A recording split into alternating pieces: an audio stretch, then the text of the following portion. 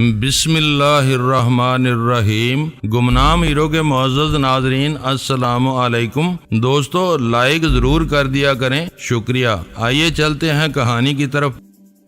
واقعہ برے پورے شہر میں نہیں بلکہ ایک ویرانے میں پیش آیا تھا۔ فائرنگ کے دھواں دار تبادلے اور انجام سے صرف وہی لوگ واقف تھے جو اس مقابلے میں شریک تھے، اور سوبراج یا وجے کے زندہ بچنے والے تینوں آدمی آئی بی کے قیدی بن چکے تھے۔ ان کے لیے یہ ممکن نہیں رہا تھا کہ وہ سوبراج یا کسی اور کو اپنی حالت سے آگاہ کر سکیں جو مارے گئے تھے۔ ان کا ذکر ہی بے سود تھا۔ دوسری طرف سوبراج خود مخدوش حالات سے دوچار تھا اور رپوشی کی زندگی بسر کر رہا تھا۔ وہ چوری چھپے باہر نکلنے کا خطرہ مول لیتا تھا۔ اس کے لیے یہ ممکن نہیں رہا تھا کہ وہ اپنے آدمیوں کی تلاش میں جائے واردات تک پہنچنے کی ہمت کر سکے۔ وقت گزرنے اور اپنے آدمیوں کی طرف سے کوئی رپورٹ نہ ملنے سے اسے یہ اندازہ ہو سکتا تھا کہ وہ لوگ ناکامی سے دوچار ہوئے ہیں۔ اس سے آگے کچھ جاننا اس کی بساط سے باہر تھا۔ اسے صرف اخبارات میں آنے والی خبروں سے ہی کچھ معلوم ہو سکتا تھا۔ آئی بی والے اپنی سرگرمیوں کی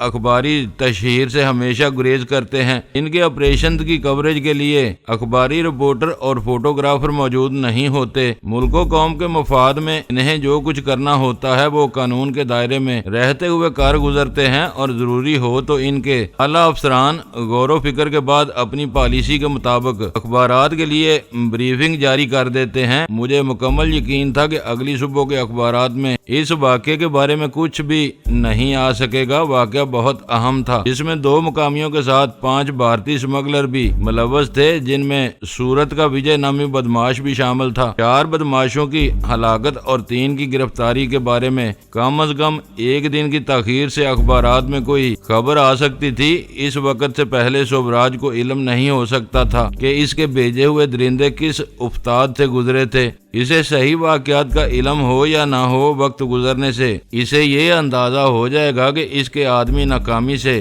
دوچار ہوئے ہیں۔ میں نے مصالحت امیز انداز میں ویرا سے کہا، سوبراج نے وہ بکھیڑا تمہیں گھیرنے کے لیے پھیلایا تھا۔ تمہاری آواز سنتے ہی اسے اندازہ ہو جانا چاہیے کہ اس کے آدمی تمہارا کچھ بھی نہیں بگاڑ سکے۔ ویرا اپنی جگہ پر اڑی رہی۔ یہ بتاؤ کہ تم کیا چاہتی ہو؟ میں نے زیچ ہو کر پوچھا۔ وقت ضائع کرنے کی بجائے کھانے سے فارغ ہو کر اس خبیث سے بات کرو، ویرا نے ناصحانہ لہجے میں کہا۔ ذہن سے ایک بوجھ اتر جائے گا اور ہم یکسو ہو کر کچھ دیر کے لیے آرام کر سکیں گے۔ ہم کسی غیر معمولی بندوبست کے بغیر عام مسافروں کی طرح اپنے سفر پر روانہ ہوں گے۔ ہمیں 9 بجے تک ایئرپورٹ پر پہنچ جانا چاہیے تاکہ ہم روٹین میں چیک ان اور امیگریشن کے مراحل سے گزر سکیں۔ اس کے لیے ہمیں 7 بجے سے تیاری شروع کرنا ہوگی۔ چلو تمہاری یہ بات مان لی گئی۔ میں نے اس کے مشورے کی معقولیت تسلیم کر لی، اور یہ بھی طے کر لو کہ گھر کا کیا بنے گا۔ ہم چاروں کے روانہ ہونے سے پہلے گھر کو بھی سمیٹنا ہے۔ وہ بولی،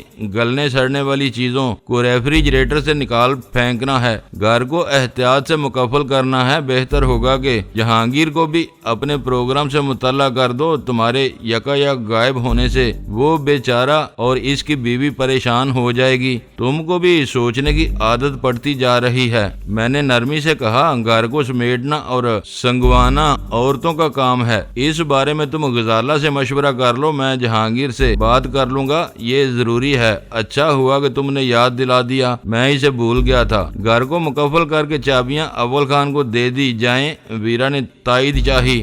یہ تمہارا گھر ہے۔ میرے کچھ کہنے سے پہلے اول خان بول پڑا، جو چاہو فیصلہ کرو۔ میری رائے ہے کہ تمہیں ان بکھیڑوں میں الجھ کر اپنا وقت خراب کرنے کی ضرورت نہیں۔ ابرار اور دین محمد میرے اعتماد کے آدمی ہیں۔ تم چاہو تو تمہاری غیر حاضری میں وہ یہاں رہ کر گھر کی دیکھ بھال کرتے رہیں گے۔ تم لوگ آؤ گے تو تمہیں گھر صاف ستھرا اور کھلا ہوا ملے گا۔ ویری گڈ، یہ تجویز بہت اچھی ہے، ویرا خوش ہو کر بولی۔ تمہارے شہر میں سبزے کا قحط ہے، ہوا کے ساتھ ہر وقت دھول اڑتی رہتی ہے۔ 4 دنوں میں پورا گھر گرد و غبار سے اٹ جائے گا۔ وہ دونوں یہاں رہتے رہیں گے تو ہمیں بے فکری رہے گی۔ تمہارے دونوں آدمی محنتی اور ایماندار ہیں، بس ایک ڈر ہے، کمرے میں میری کئی بوتلیں پڑی ہوئی ہیں، میدان صاف پا کر کہیں ان کی نیت خراب نہ ہو جائے۔ دونوں پکے دیندار اور نمازی ہیں، مجھے ان سے ایسی توقع نہیں ہے، اول خان نے پورے اعتماد سے کہا۔ پھر بھی تنہائی میں شیطان کو آتے دیر نہیں لگتی۔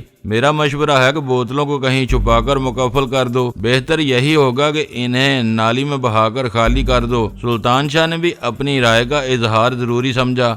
شیطان تمہارا پیچھا چھوڑ دے گا اور تم ڈینی کی طرح پارسا ہو جاؤ گی۔ سلطان، شیطان تمہاری کھوپڑی میں گھسا رہتا ہے، وہ میرا کچھ نہیں بگاڑ سکتا، مجھے بیچ میں مت لاؤ، میں نے اپنی طرف سے کچھ نہیں کہا۔ اول خان کی بات دہرائی ہے، تم اپنے کمرے میں تنہا ہوتی ہو اور تم پر شیطان آ جاتا ہے، نتیجے میں ایک آدھ بوتل خالی ہو جاتی ہے، اس کا عذاب ہم سب کو بھگتنا پڑتا ہے۔ یہ میرا ذاتی معاملہ ہے۔ ویرا اسے گورتے ہوئے سخت لہجے میں بولی، کسی کو اس پر رائے دینے کا حق نہیں ہے، میں جو کچھ کرتی ہوں اپنے کمرے میں کرتی ہوں، تمہاری طرح گھر بھر میں بہکی باتیں نہیں کرتی پھرتی۔ جس دن مجھ پر واقعی شیطان آ گیا، میں ایسی بےہودہ باتوں پر تمہارا گلا دبوچ لوں گی اور تمہاری زبان کو ہمیشہ کے لیے قرار آ جائے گا۔ میں نے تمہارے بارے میں کچھ نہیں کہا۔ ویرا کے تیور دیکھ کر اول خان نے مدافعانہ لہجے میں وضاحت کی، میرے کہنے کا مطلب یہ تھا کہ میرے آدمیوں پر تنہائی میں شیطان آ گیا تو وہ تمہاری امانت میں خیانت کر سکتے ہیں، کیوں کسی کو ایسی کھلی آزمائش میں ڈالا جائے۔ وہ بات وہیں ختم ہو گئی۔ غزالہ نے آ کر کھانے کی میز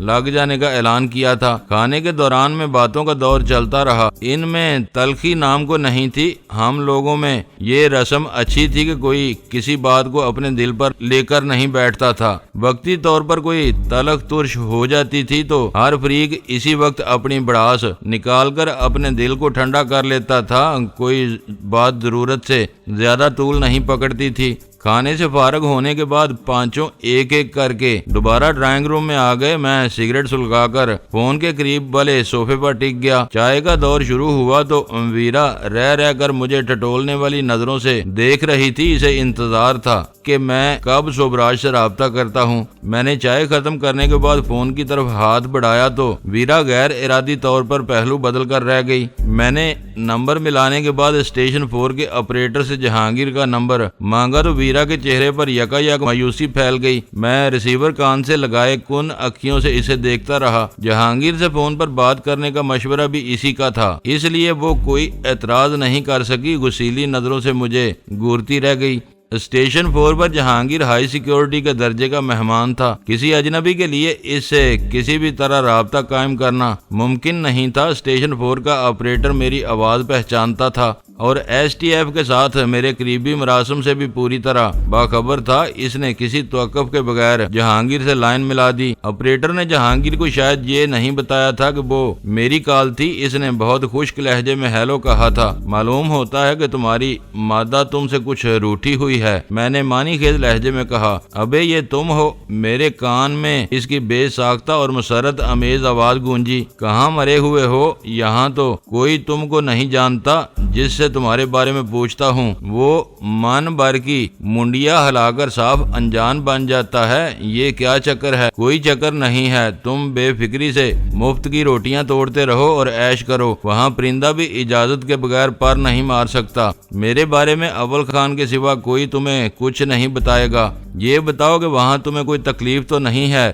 یہ لوگ بہت مہمان نواز ہیں، ہر بات کا خیال رکھتے ہیں، کمرے میں ساری سہولتیں موجود ہیں۔ سچ پوچھو تو میرے لیے یہ جگہ جنت سے کم نہیں۔ جان کا خطرہ ہے، نہ دشمن کا کوئی خوف، جب جی چاہتا ہے بے فکری سے ٹانگیں پسار کر سوتا ہوں۔ بس ایک چیز کی کمی ہے۔ وہ کیا؟ میں نے فکر مندی سے پوچھا۔ مجھے بتاؤ، میں اول خان سے بات کروں گا۔ فون پر اس کی ہنسی کی بے ساختہ آواز آئی۔ پھر اس نے کہا، وہ شریف آدمی ہے، اس سے کوئی بات نہ کرنا، دراصل یہاں رونق نہیں ہے۔ میں تمہاری بات نہیں سمجھا، کیا تمہارے باہر نکلنے پر اب بھی پابندی ہے؟ جہانگیر سے وہ سوال کرتے ہوئے میری نظریں اول خان کی طرف اٹھ گئیں۔ ریسیور پر بات ہونے کی وجہ سے اول خان کو موضوع سخن کا علم نہیں ہو سکا تھا، لیکن اس نے میرا سوال سن کر اپنا سر نفی میں ہلا دیا۔ اسی لمحے جہانگیر نے اول خان کی تائید کر دی۔ وہ کہہ رہا تھا، ہیلی کاپٹر کی پرواز والے واقعے کے بعد ذرا احتیاط کا مشورہ دیا گیا تھا۔ اب ہر طرف گھومنے پھرنے کی پوری آزادی ہے۔ ایس ٹی ایف والے فوجی تو نہیں ہیں، لیکن ان کی ساری عادتیں اور طور طریقے فوجیوں جیسے ہیں، ہر وقت سنجیدہ اور مؤدب رہتے ہیں۔ کھانا لانے والے سے ذرا مذاق کرنے کی کوشش کی تو وہ یوں اٹینشن کھڑا رہا جیسے میں اسے کوئی سنگین حکم نامہ سنا رہا ہوں۔ میں سمجھ گیا۔ میں نے گفتگو مختصر کرنے کے لیے اس کی بات کاٹ کر کہا، اول خان اپنے عملے کو ہدایت کر دے گا کہ وہ لوگ تمہارے ساتھ برابری کا دوستانہ رویہ اپنائیں۔ خاک سمجھ گئے۔ اس بار جہانگیر نے جل کر میری بات کاٹ دی۔ مجھے ان لوگوں کی دوستی اور دشمنی سے کیا لینا ہے؟ میں کہہ رہا تھا کہ یہ بغیر حوروں کی جنت ہے، روکھی پھیکی اور بے رونق۔ لعنت ہو تم پر، میں نے جلا کر کہا۔ دشمن کی قید میں بھوکا پیاسا مرنے کے بعد تمہارا یہ حال ہے۔ سلمہ کہاں ہے اس وقت؟ غسل فرما رہی ہے۔ جہانگیر کی آواز میں شوخی امڑ آئی۔ اس پر فرض ہو گیا تھا، میں نے تم سے زیادہ ڈھیٹ اور بے شرم آدمی آج تک نہیں دیکھا۔ اس کا جواب سن کر میرا پارا چڑھ گیا۔ وہ کمرے میں نہیں ہے، اسی لیے تم بہک رہے ہو۔ ابھی کہاں بہکنے کا وقت تو سورج ڈلنے کے بعد شروع ہوتا ہے۔ اول بھائی نے سارا بندوبست کیا ہوا ہے اور یہ مشورہ بھی دیا ہے کہ میں دن میں نہ پیا کروں۔ میں پورے خلوص سے ان کے مشورے پر عمل کر رہا ہوں۔ جب تک باہر نکل کر سورج غروب ہونے کا یقین نہیں کر لیتا، بوتل کو ہاتھ نہیں لگاتا۔ اس روٹین سے سلمہ بھی بہت خوش ہے، اول بھائی کو دل سے دعائیں دیتی ہے۔ اس کی زبان سے اول بھائی کی تکرار سن کر میرا خون کھول اٹھا۔ اسٹیشن 4 پر ملاقات کے موقع پر اس نے یکا یک اول خان کو اپنا بھائی قرار دیا تھا، تو میرے ساتھ مل کر سلمہ نے بھی اسے بہت متون کیا تھا کہ محض شراب ملنے کے چکر میں اس نے اول خان کو اول بھائی بنا لیا تھا۔ اس وقت جہانگیر شرمندہ ہوا تھا۔ روا روی میں اس نے وعدہ بھی کر لیا تھا کہ وہ آئندہ اسے اول بھائی نہیں کہے گا، لیکن وہ شرابی ہی کیا جو اپنے دماغ میں گھسی ہوئی کسی بات کو آسانی سے نکالنے میں کامیاب ہو سکے۔ وقت گزرنے کے ساتھ وہ اپنا وعدہ بھول گیا، مگر اسے اول بھائی یاد رہا۔ اسے لعنت ملامت کرنے کے لیے ضروری تھا کہ اول خان کے نام کے ساتھ پہلے کی طرح مزید کچھ نازیبا حوالے دیے جاتے، لیکن اول خان ہمارے ساتھ موجود تھا۔ وہ جہانگیر کا کہا ہوا نہیں سن رہا تھا۔ میری باتیں اسے ناگوار گزر سکتی تھیں۔ میں نے اپنا غصہ ضبط کرتے ہوئے کہا، اول خان تمہارا سگا بھائی ہے تو میرا گہرا دوست ہے۔ میں اسے منع کر دوں تو اسٹیشن 4 میں تمہیں شراب کا ایک قطرہ بھی نہیں ملے گا۔ ایسا ظلم نہ کرنا۔ اس کی بکھلائی ہوئی آواز آئی، میرے لیے یہاں سکھ سے رہنا مشکل ہو جائے گا۔ میں ذرا نشے میں ہوتا ہوں تو سلمہ اول پھول بک کر اپنے دل کی ساری بڑاس نکال لیتی ہے۔ مجھے پتہ بھی نہیں چلتا،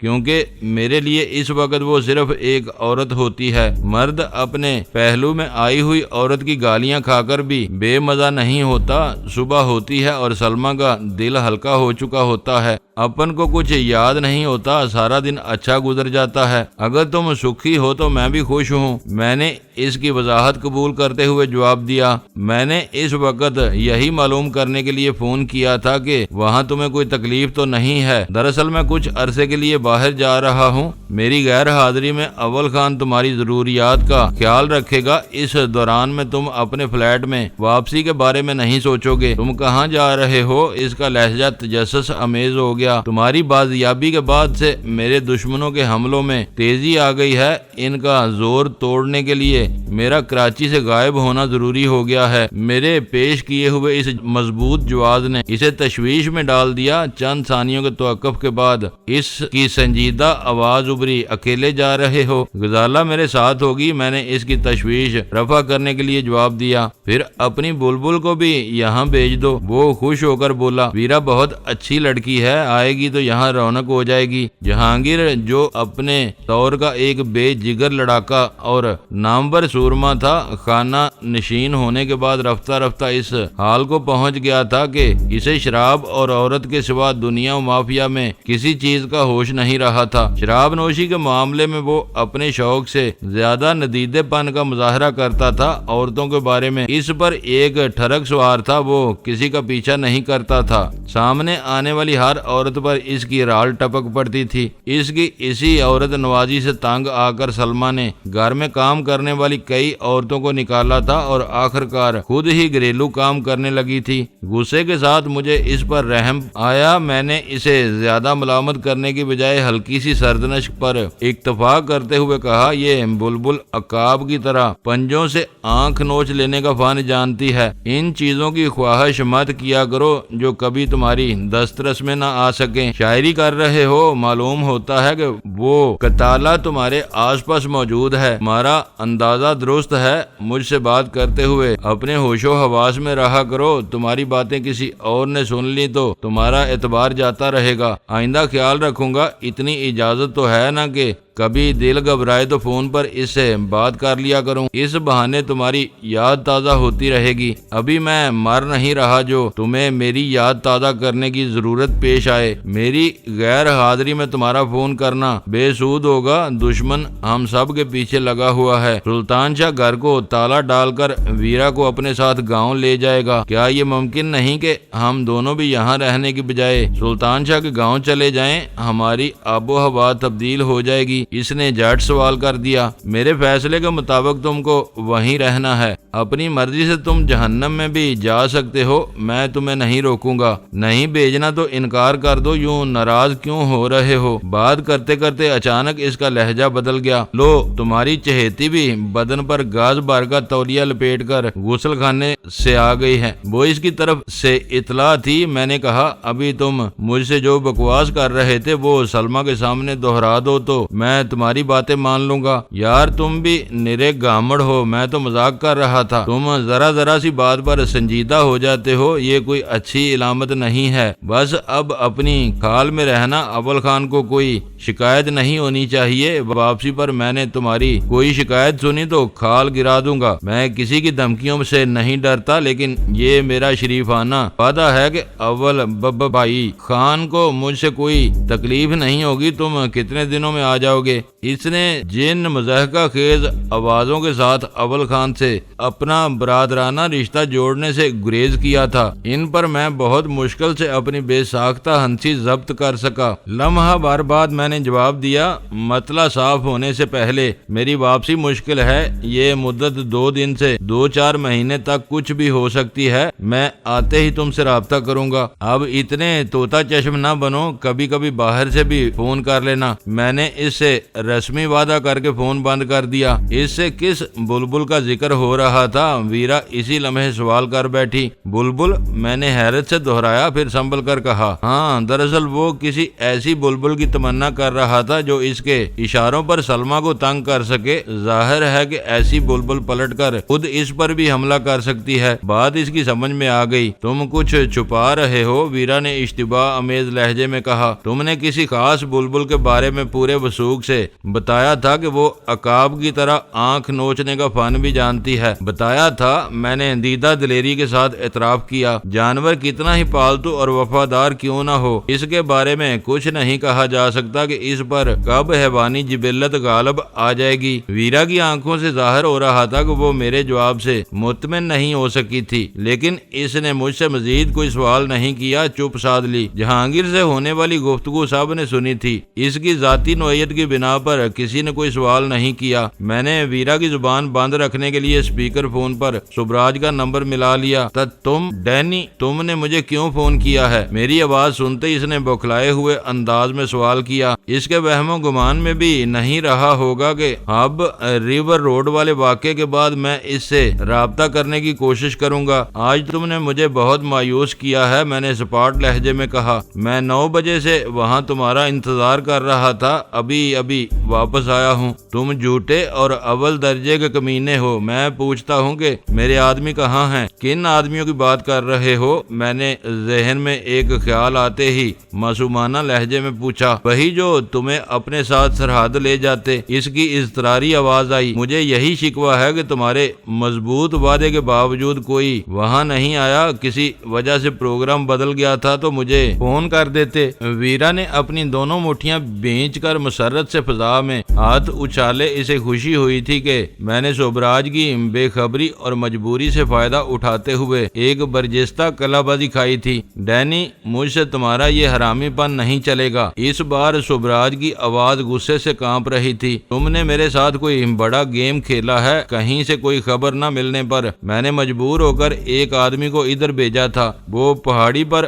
بنے ہوئے مزار کے اندھے مجاور سے مل کر تھوڑی دیر پہلے واپس آیا ہے۔ اس نے مجھے رپورٹ دی ہے کہ وہاں زبردست لڑائی ہوئی تھی، دھواں دار فائرنگ کے ساتھ چیخیں بھی فضا میں گونجتی رہی تھی۔ اندھے مجاور کو کچھ پتا نہیں چلا کہ وہاں کیا ہوا تھا۔ وہاں کی کھلی ہوئی فضا میں ابھی تک جلے ہوئے بارود کی بو موجود تھی، اور تم سفید جھوٹ بول رہے ہو کہ کوئی وہاں نہیں پہنچا۔ وہاں کوئی نہیں تھا تو گولیاں کس نے چلائیں؟ چیخیں کس کی تھیں؟ ہو سکتا ہے کہ میرے پہنچنے سے پہلے وہاں کچھ ہوا ہو۔ میں سڑک کے کنارے رکا رہا، لیکن راون سے ملنے کے لیے کوئی رام نہیں آیا۔ اس کے مشتعل ہونے کے باوجود میں اپنی کہانی پر ڈٹا رہا۔ میں کچے میں اترتا تو شاید مجھے بھی جلے ہوئے بارود کی تیز بو محسوس ہو جاتی۔ تمہارا آدمی وہاں سے اور کیا خبر لایا ہے؟ وہ چوہے کا بچہ تھا، وہاں سے ڈر کر بھاگ آیا۔ اس کی آواز میں نفرت اور حقارت کے کوندے لپک رہے تھے۔ وہ کچھ معلوم کر کے آیا ہوتا تو مجھے تم سے کوئی سوال کرنے کی ضرورت پیش نہ آتی۔ وہاں 7 آدمی گئے تھے، ان میں سے کسی کی کوئی خبر نہیں مل رہی۔ یہ بتاؤ کہ انہیں زمین کھا گئی یا آسمان؟ مجھے سرحد پار پہنچانے کے لیے 7 آدمی بھیجے گئے تھے۔ میں نے حیرت سے پوچھا، کیوں چبا چبا کر باتیں کر رہے ہو؟ وہاں گولیاں چلی ہیں، خون بہا ہے، یہ مذاق نہیں ہے۔ کل تک اخباروں میں سب کچھ آ جائے گا۔ اب میں تمہارے دھوکے میں نہیں آؤں گا۔ تم میری گات میں لگے ہوئے ہو اور میں تمہاری طاق میں تھا۔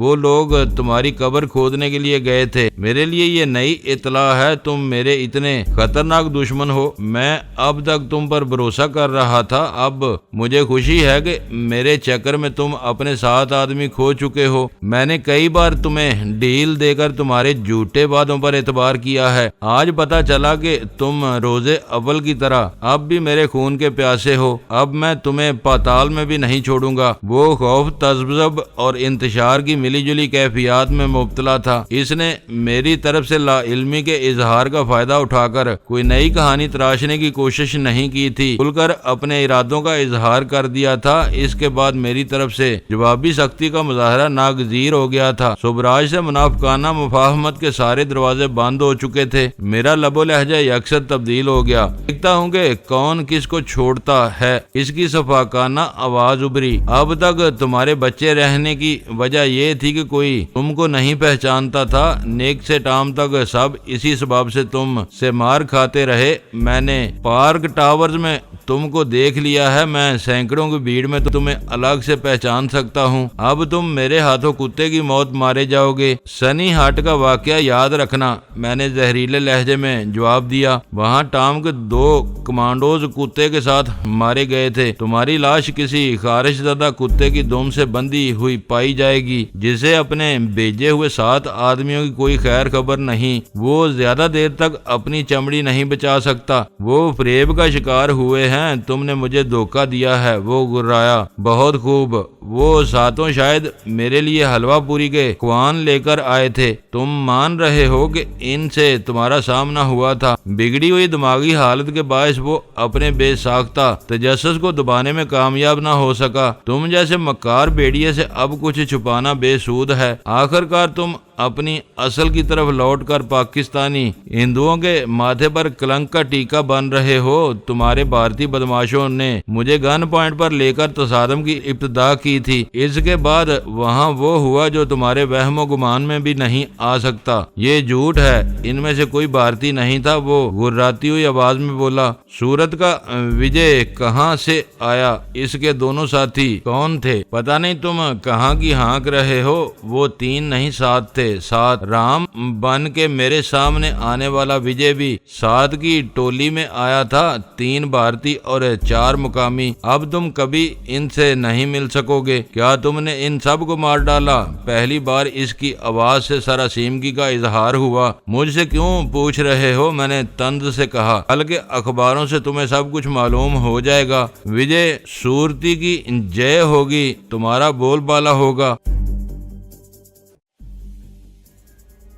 دوستو ویڈیو کو لائک ضرور کر دیا کریں۔ ISI پاک آرمی زندہ باد، پاکستان پائندہ باد۔ معزز ناظرین، اپنا خیال رکھیے گا اور اپنے اس چینل کا بھی شکریہ۔